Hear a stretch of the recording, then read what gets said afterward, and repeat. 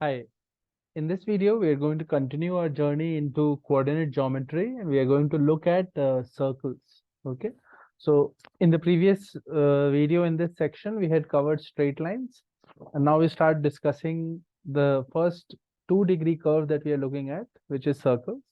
After this, we'll also go on to ellipses, parabolas, and hyperbolas. So let's begin. So, what is the equation of a circle? The equation of a circle can be written in two general forms. One is the center radius form, where you write it like this: x minus a whole square plus y minus b whole square is equal to r square, where a comma b is the center and r is the radius. So the reason the equation looks like this is because circle stands for the locus of a point such that it is always equidistant from a fixed point. Here the fixed point is our center of the circle, which is a comma b, and also the distance is r, which is basically the radius of the circle. Now another form of the circle equation is to write it in the standard form where it's a 2-degree equation in x and y. So it is like this: 2gx plus 2fy plus c equal to 0. Here the center can be given by minus g comma minus f, and the radius is root over g square plus f square minus c, right? Now, once we know the circle equation, we start analyzing how to draw the tangent to a circle. So tangent to circle x square plus y square is equal to r square at the point x1 comma y1 is the equation x1 plus y1 is equal to r square. This is the straight line which is tangent to the circle at the point x1 y1. In the general form, if the circle equation was given by this equation, and you want the equation of tangent to the circle, tangent at x1 y1 to this circle, we can write it like this: x1 plus y1 plus g x plus x1 plus f y plus y1 plus c equal to 0, right? And the length of this tangent, length of the tangent from x1 y1 to the circle is equal to root over, you substitute x1 y1 in the circle equation and you get this quantity.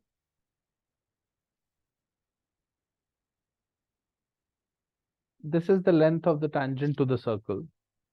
Now all of these results can be proved in standard ways. I would recommend SL Loney coordinate geometry for all of these topics. The details are there in that book, so we'll not go over the proof so much. We'll look at some more relations that are applicable in problem solving. We say relations between two circles.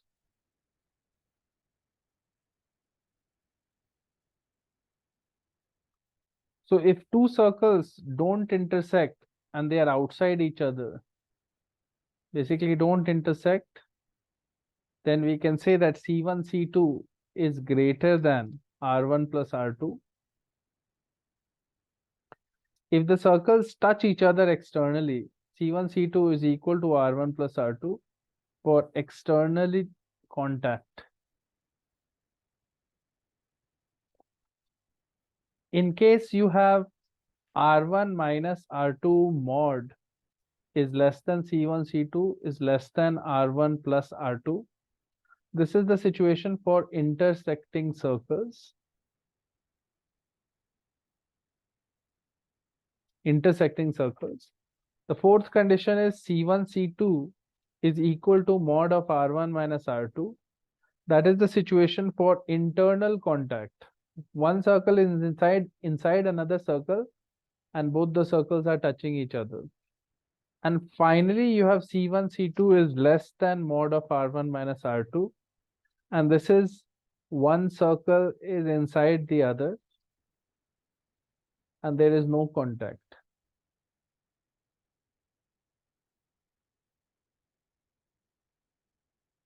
So basically in all of these 5 cases, we are saying C1, C2 and writing it in terms of R1 and R2. Here C1, C2 stands for the distance between the centers of the two circles, and R1 and R2 are the radii of the two circles respectively.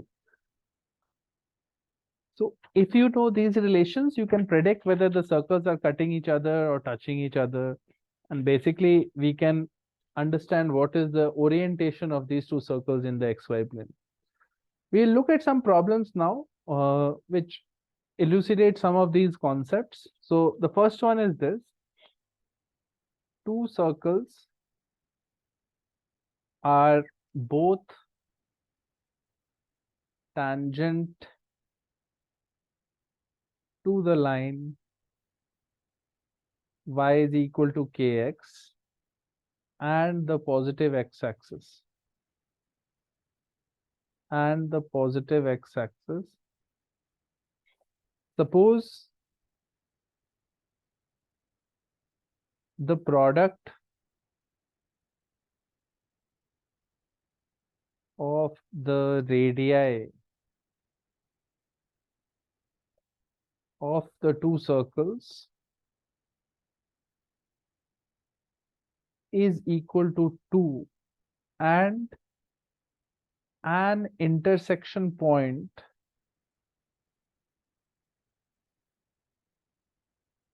of the two circles is point P2, 2. Find the equation of the line L.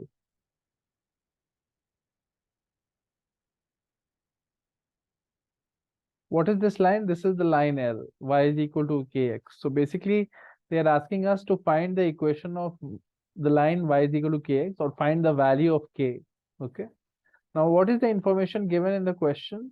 They have a line like this. This is y is equal to kx. And there are two circles that are tangent to this line and also tangent to the x-axis. So somewhat like this. These are two circles that are touching the x-axis and also touching the line. And this point of intersection is given 2, 2. Let's say the centers of the two circles are O1 and O2. This is O1, this is O2, right? You should realize that the two circles are touching these two sides. Therefore, both O1 and O2 lie on the angle bisector of y is equal to kx and the x-axis. Why am I saying that? Think about it. This is y is equal to kx. This is y is equal to 0. This is the x-axis basically. And if you have a circle that touches it like this, center of the circle will be here. This will be perpendicular. And this will also be perpendicular, right? Because these are the points of tangency of the line y is equal to kx and the x-axis. Now, if you join the origin to the center like this, if you look at this triangle here and this triangle here, these are congruent triangles because you have SSS congruency. The origin is a point which is a point from which two tangents are drawn. So therefore, this length is equal to this length. And this is already R and R, and this is a common side. So since you have SSS congruency, you know that this angle must be equal to this angle. So that means O1 and O2 lie on the angle bisector of these two lines, right? Great. So now we'll go to the next screen. We'll say that y is equal to kx is my line L.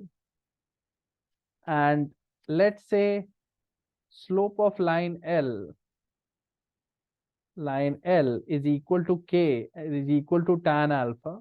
So we are saying the angle between this whole angle is alpha, where this was y is equal to kx and this is the x-axis, right? If we want the angle bisector, we need this line. Angle bisector is the line on which O1 and O2 lie, the centers, right? So we need slope of this line. The slope of this line M would be equal to tan alpha by 2. or rather we can use a variable called t for the slope here. And because they have given us k is equal to tan alpha, we can write it as 2 tan alpha by 2 by 1 minus tan square alpha by 2. And now we can substitute t is equal to tan alpha by 2 here. So we get this equation, k is equal to 2t by 1 minus t square. This equation will become useful later on. Now we have written this line as y is equal to tx because t is tan alpha by 2, which is the slope of this line. So O1 and O2 lie on y is equal to tx. So we can replace O1 with a parametric coordinates. O1 can be written as m times mt and O2 can be written as n times nt, right? Why is that? Because they lie on the line y is equal to tx, m and n can be any real numbers, right? Now also, if you look at it, this is O1, let's say, and it is m times mt, and this is my perpendicular, this is the radius, and this is alpha by 2. So we can say that tan alpha by 2 is equal to radius by the base. So this base is going to be the x coordinate, so m. So that implies radius is equal to m times tan alpha by 2, and tan alpha by 2 is t, so it is mt. So radius 1 is mt and radius 2 will be nt according to the conditions that we have imposed on the problem. We know O1 and O2 lie on the straight line y is equal to tx, and from there we have figured out the coordinates of O1, which is m times m and comma mt, and also we know the radius of O1, which is mt, right? And same goes for nt also. So since we have center and radius, we can write circle 1 equation as this, x minus m whole square plus y minus mt whole square is equal to mt square, and circle 2 equation as x minus n whole square plus y minus nt whole square is equal to nt whole square, right? And we know that point P2, 2 lies on these circles. 2, 2 will satisfy both the circle equations. So you have something like 2 minus m whole square plus 2 minus mt whole square is equal to mt square. And we also have 2 minus n whole square plus 2 minus nt whole square is equal to nt square. Now simplifying these two equations, we get two equations like this. We get m square minus 4 plus 4t times m plus 8 equal to 0. And we also get n square minus 4 plus 4t times n plus 8 equal to 0. These two equations are coming from the information that was given to us that P2, 2 lies on both the circles, right? Now, these two equations together imply that m and n are roots of the quadratic equation x square minus 4 plus 4tx plus 8. So this means that if m and n are roots of that equation, product of the roots mn should be equal to 8 by 1. We are getting mn is equal to 8. And in the question earlier, we have been given that the product of the radii of the two circles is equal to 2, right? What is the radius of this circle? Mt. Radius of this circle is nt. So mt times nt should be 2 according to the conditions of the problem. So mn t square is 2, and we know mn is 8. So therefore t square is 2 by 8, which is 1 by 4. So we get t is equal to half, right? Once you get t is equal to half, we can find the slope of the line y is equal to kx. So what we had was y is equal to kx was the slope of the line, and then you had k is equal to 2t by 1 minus t square, right? And we have found now that t is equal to half, so therefore k is equal to 2 into half by 1 minus 1 by 4. So this becomes 1 by 3 by 4, so it is 4 by 3. So the equation of the required line is y is equal to 4 by 3x. So we used a lot of information. We used a little bit of geometry to understand that O1 and O2 are lying on an angle bisector. Then we used algebra and the equations of the circle to figure out information about the line O1, A2 and its slope, right? Let's look at another problem now. This is question number 2. There are two circles in the XY plane. Two circles in XY plane. The circle 1 equation is given by x plus 3 whole square plus y minus 1 whole square is equal to 4.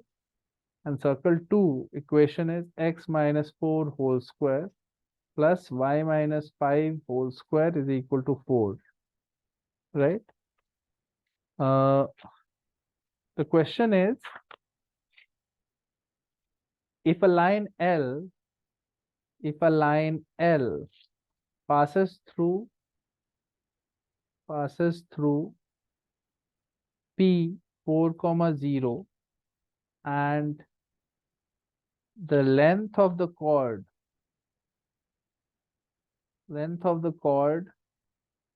formed by intersection of line L and circle C1 is 2√3. Find the equation of the line.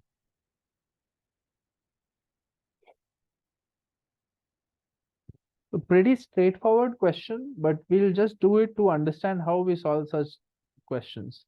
So equation of the line will basically be y minus 0 is equal to k times x minus 4, because we are saying that the line passes through this point 4, 0. So the equation is looking like y is equal to kx minus 4k, and we have the length of the chord is given when this line cuts the circle C1, right? So let's say C1 was here and line L was like this. This is C1, center of this circle. So if you drop a perpendicular from C1 to this line, that length and the radius of this circle R1 should tell us this much, right? By Pythagoras theorem, we'll find this one. So what we will do is drop a perpendicular from C1, and C1 is the point minus 3, 1. From here, we drop a perpendicular on this line. So we'll get 1 minus kx, so plus 3k plus 4k by root over 1 plus k square. So you're getting 7k plus 1 by root over 1 plus k square is the length of the perpendicular from the center on the line L, right? And this radius 1, R1 is equal to 2, right? So we can find by Pythagoras theorem, this is going to be equal to, this distance is equal to root over 2 square minus perpendicular square. And then we can double that to get length of the chord, right? So our equation becomes 2√3, which was the length of the chord, is double of root over r square, which is 4, minus p square, where p is the length of the perpendicular, which is p is 7k plus 1 by root over 1 plus k square.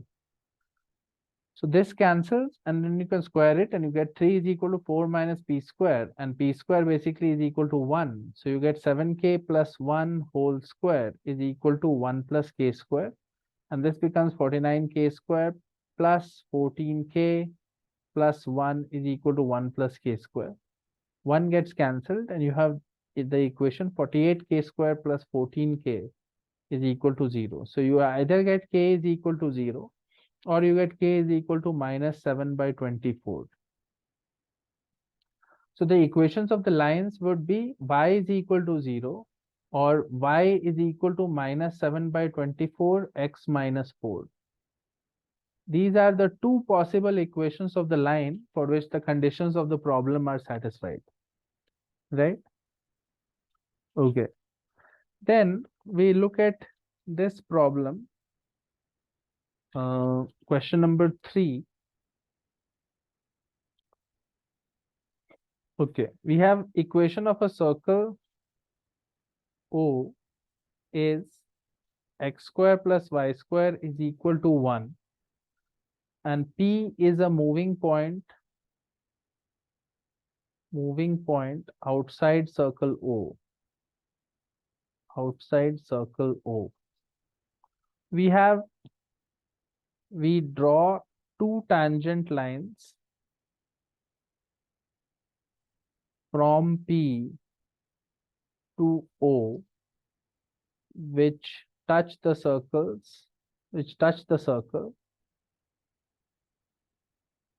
at A and B. Connect A and B, and the straight line AB and straight line AB intersects the lines y is equal to x and y is equal to minus x at M and N respectively.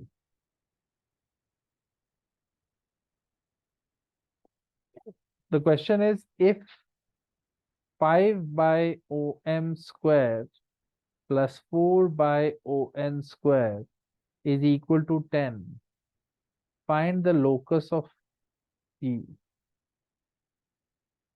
Okay.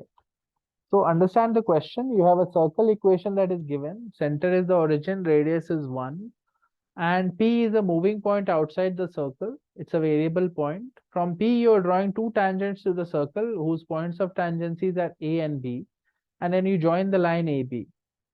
Then this line AB cuts the lines y is equal to x and y is equal to minus x at 2 points M and N respectively.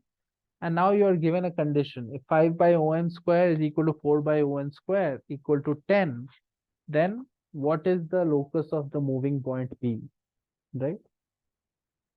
Okay, so let's draw the figure and do it on the next screen. So I will draw a rough figure here. Let's say this is the circle. This is my x and y axis. And let's say my point P is somewhere here. And from P, I draw two tangents to the circle, PA and PB.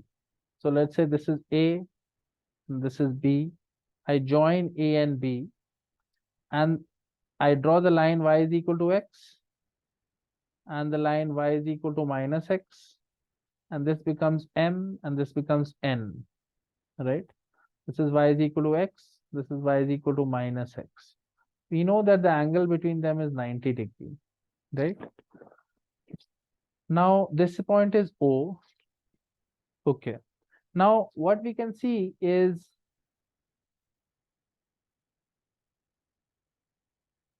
at P, from P, I can draw a line perpendicular to y is equal to x.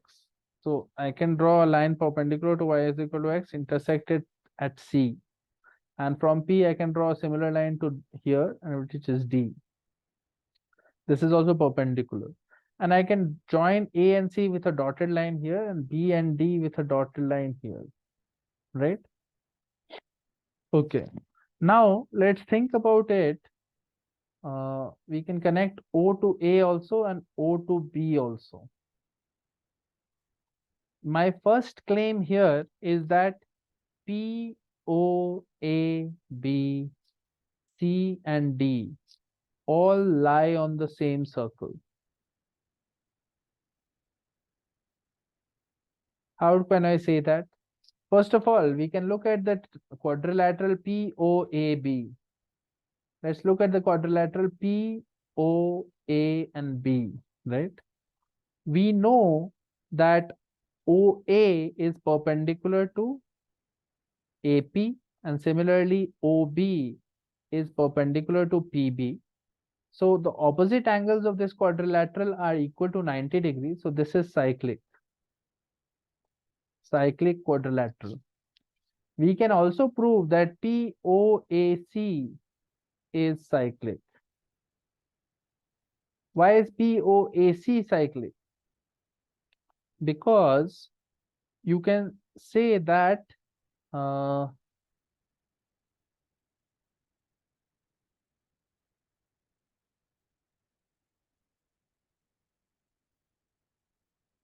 angle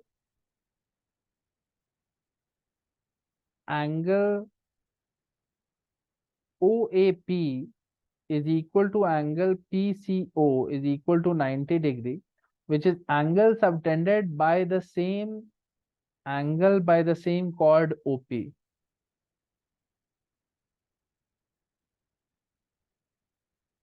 The same chord OP creates the angle this one and also creates this angle. So those two angles are equal. So that means POAC is also cyclic.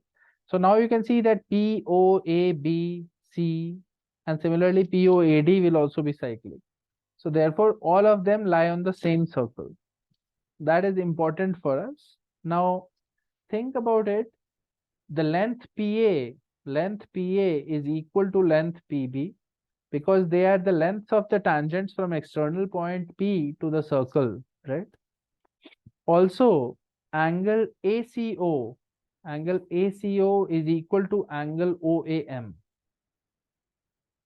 What is ACO? ACO is equal to OAM. Why is that? Because they are made by equal chords OA and OB.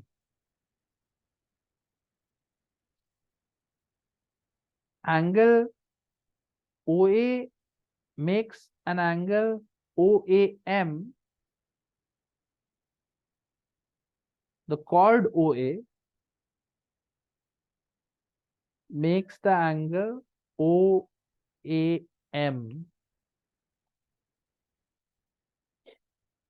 Actually, the way to show this is realize that OA and OB are equal length because they are radiuses. So this angle must be equal to this angle, right? And this angle is what? This angle is the angle made by chord OA, right? Now we have angle OAM we have gotten, and angle ACO. ACO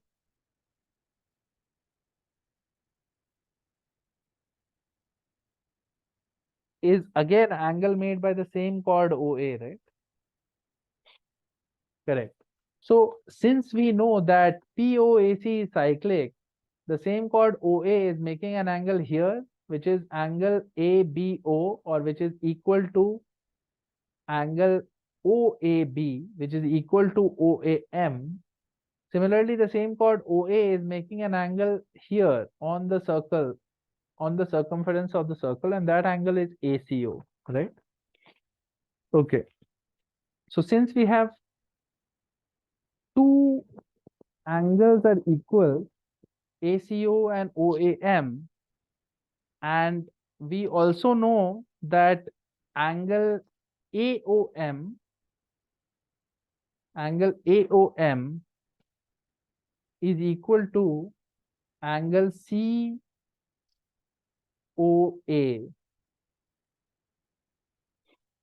The AOM angle is same as AOC angle, right? AOC. So because they are the identical angles, so we can easily say it because two angles are equal, triangle OAM is similar to triangle OCA. Because two angles are equal, the triangles are similar, OAM and OCA, right? Why do we need this similarity? What we are going to show now is using the similarity, we can say that OM by OA is equal to OA by OC. This is the proportionality of the sides of similar triangles, which implies that OM is equal to OA square by OC. Excuse me. And OA square is the radius of the circle. So this becomes 1 by OC, because in the question itself, they have said that the radius of the circle is 1. So we are getting OM is equal to 1 by OC. And in a similar manner, exactly same manner, uh, this becomes 0.10 and all. You can prove that ON is equal to 1 by OD. Do a similar triangles proof again, and you will get ON is equal to 1 by OD.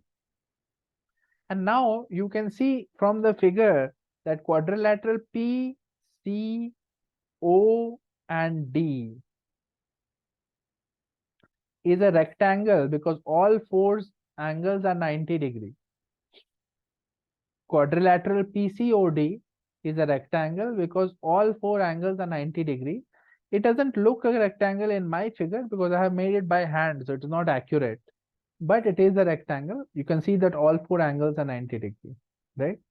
So because of that, now we can look at the condition of the problem. We had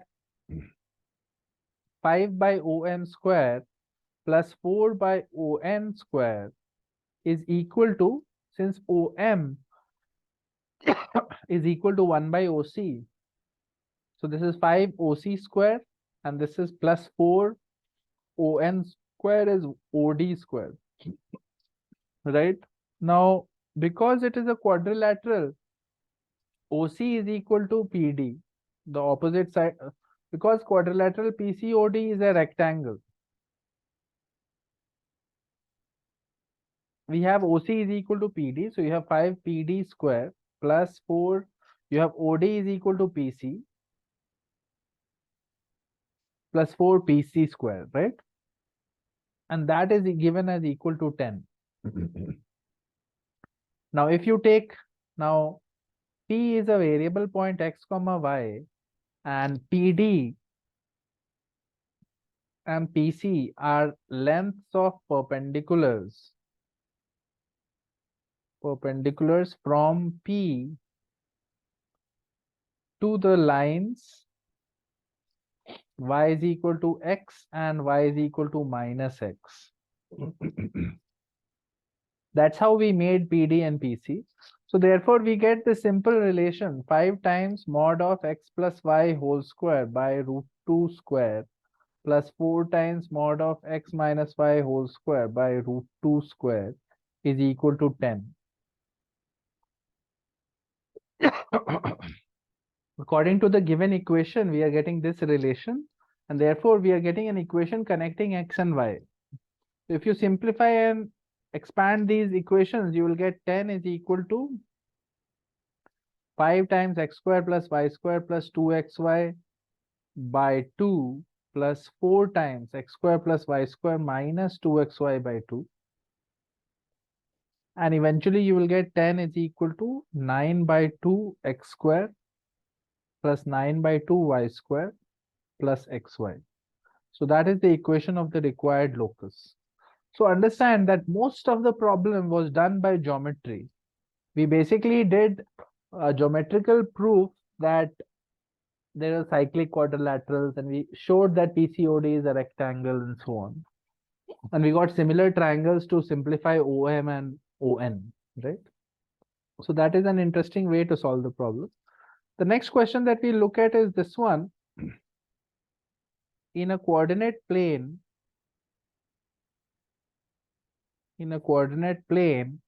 a circle that passes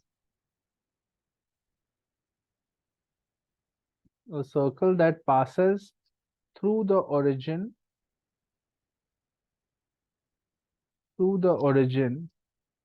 with R as its radius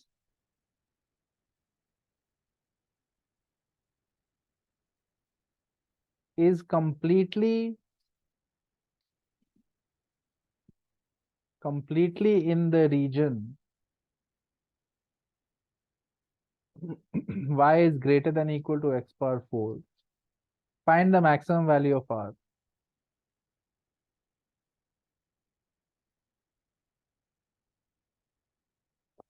So what do I mean by this question? So you have a circle that passes through the origin. This could be a typical circle, and you also have this region y is equal to x power 4, the curve, and greater than or equal to x power 4 will be this region inside this curve. Now you want to ensure that this circle which passes through the origin is completely in this region. So it should not be like this, where the circle is outside and then comes like this. This should not happen, right? So you want to ensure that the circle here is inside this region, always lies in this region, right? So first of all, we write the equation of the circle. By the symmetry here, we can see equation of the circle should be x square plus y minus r whole square is equal to r square, right? So for any x belonging to minus r to r, the y value would be r plus minus root over r square minus x square, right? So what I want to ensure is that these two values of r, y are still greater than equal to x power 4, right? If the value of y is always greater than equal to x power 4, it will lie in the correct region, right? But here we have two different values of y, so we should solve for the lower value of y to get a stricter condition on the inequality, right? We can say that r plus root over r square minus x square is greater than x power 4, but it is better to say r minus should also be greater than x power 4. Otherwise, the circle will have points which is below this curve, right? So in order to solve the question, we have to say that r minus root over r square minus x square should be greater than equal to x power 4. Because this is the lower possible value of y that comes from the circle equation. Right? And here x belongs to basically minus r to r. Correct. So we will say let x is equal to r cos theta to get a sort of trigonometric way to solve this inequality, right? If x is equal to r cos theta, we get here r minus r sin theta is greater than equal to r power 4 cos power 4 theta. So we get 1 minus sin theta is greater than equal to r cube cos power 4 theta. And we get r power cube is less than equal to 1 minus sin theta by cos power 4 theta, right? And cos square theta is 1 minus sin square theta. So cos power 4 theta is 1 minus sin square whole square. And when you cancel 1 minus sin theta from there, you will end up getting 1 by 1 minus sin theta and 1 plus sin theta whole square, right? So basically what am I saying? I'm saying cos square theta is 1 minus sin square theta, which is equal to 1 minus sin theta multiplied by 1 plus sin theta. So cos power 4 theta is 1 minus sin theta whole square and 1 plus sin theta whole square. So when you divide 1 minus sin theta by this, you will end up getting this. So we have to solve r cube is less than equal to 1 by 1 minus sin theta 1 plus sin theta whole square, right? Okay. And we have to estimate the maximum possible value of r, right, from this trigonometric inequality. So how do we do that? We'll first focus our attention on this denominator, 1 minus sin theta multiplied by 1 plus sin theta whole square. So that can be written as half into 2 minus 2 sin theta and 1 plus sin theta whole square. And now we have AMGM inequality. XYZ is always less than equal to x plus y plus z by 3 whole cube, right? For positive XYZ. So here, this is my XYZ. X is this, y and z are equal to each other and y are equal to 1 plus sin theta both, right? So we can say half into 2 minus 2 sin theta into 1 plus sin theta whole square is less than equal to half into 2 minus 2 sin theta plus 1 plus sin theta plus 1 plus sin theta by 3 whole cube, right? Because you can see that 2 minus 2 sin theta, 1 plus sin theta are all greater than equal to 0, right? So this is coming, which nicely works out because the 2 sin theta cancels these 2 sin thetas. And you're getting less than equal to half into 4 by 3 whole cube, which becomes 64 by 27, and so it is 32 by 27, right? So we are getting 1 minus sin theta multiplied by 1 plus sine theta whole square is less than equal to 32/27, and the equality happens when x is equal to y is equal to z here. So 2 minus 2 sine theta is equal to 1 plus sine theta, or sine theta is equal to 1 by 3. That is the condition when equality happens. So we had earlier r cube was less than equal to 1 by 1 minus sine theta into 1 plus sine theta whole square. And since this quantity is less than equal to this, we can say is less than equal to 1 by 32/27, right?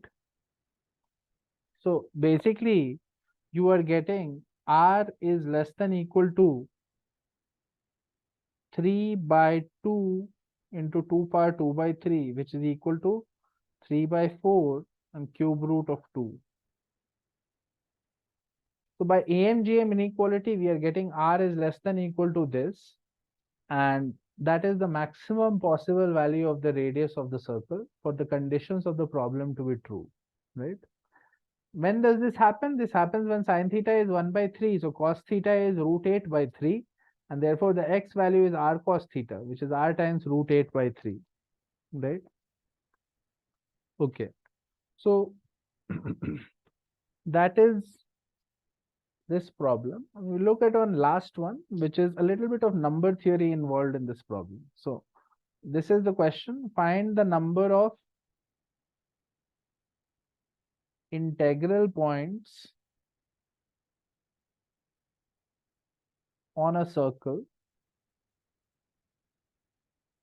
with center 199, 0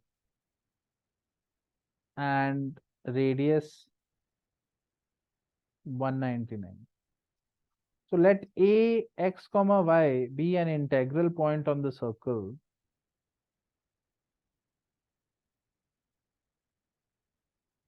So the equation that ax comma y satisfies will be x minus 199 whole square plus y square is equal to 199 square, right? Now, we know that 199 is a prime. 199 is a prime. So y and 199 are relatively prime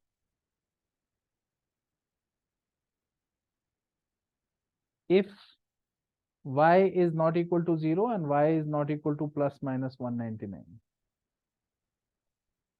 So y and 199 are relatively prime like that. You can also, like, first thing you can do here is look at this equation and find some basic points that satisfy. So you can see that 0 comma 0 satisfies this equation. Similarly, 199 comma 199 will satisfy this equation. Then you would also get 199 and minus of 199 will also satisfy, and finally 398 comma 0 will also satisfy. These 4 points are obvious solutions that you can just check by verifying, right? Now, other solutions will be such that y mod of 199 minus x and 199 are Pythagorean triplets. So what I'm saying is, if there are any other solutions, they must be in such a way that these are Pythagorean triplets, right? So you must have a situation where 199 square is equal to m square plus n square, and m and n are some integers, two positive integers, right? Okay, so let's think about this. If 199 square is equal to m square plus n square, this side is odd, so this must also be odd. So this will be odd only if one of them is even and one of them is odd, right? Both are even, then the sides become even. I'm talking about m and n. Both cannot be even. One of them has to be even, one of them has to be odd, right? Both cannot be odd because then odd plus odd will become even, right? So this is the nature of it. So m, let's assume without loss of generality that m is equal to 2k and n is equal to 2l plus 1. Here k and l are integers, right? So let's think of what happens to m square plus n square. M square plus n square becomes 4k square plus 4l square plus 4l plus 1, right? And therefore, what we are getting here is that this is of the form of 4 times some capital K plus 1, while here, if you look at 199 square, that will be 199 itself is 4 times 99, 4 times 49 plus 3. So 4 times 49 plus 3, the square of this will become 4 square 49 square plus 2 into 4 into 49 into 3 plus 3 square, right? Now here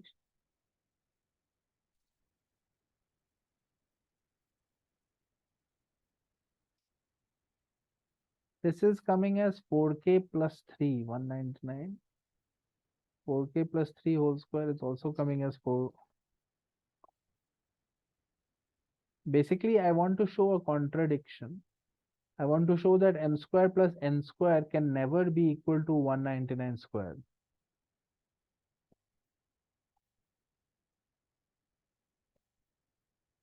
So if we add 199 to this, 199 plus this, so that becomes 4k plus 3 plus 4 capital K plus 1, and that is all divisible by 4. Divisible by 4.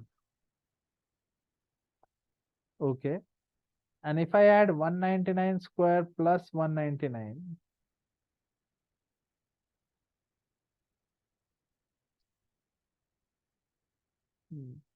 okay, I'm not getting the contradiction immediately. I'll have to think about it. There is a contradiction here.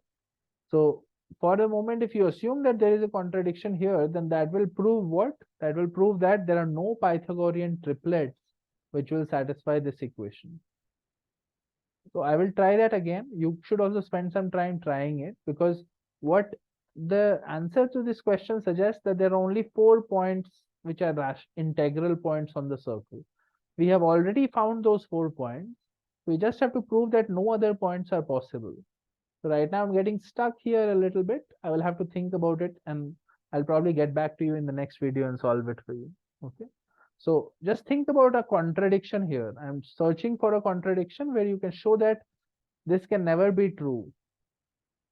So it is probably related to parity, but right now I'm not getting it. I'll get back to you on this in the next video.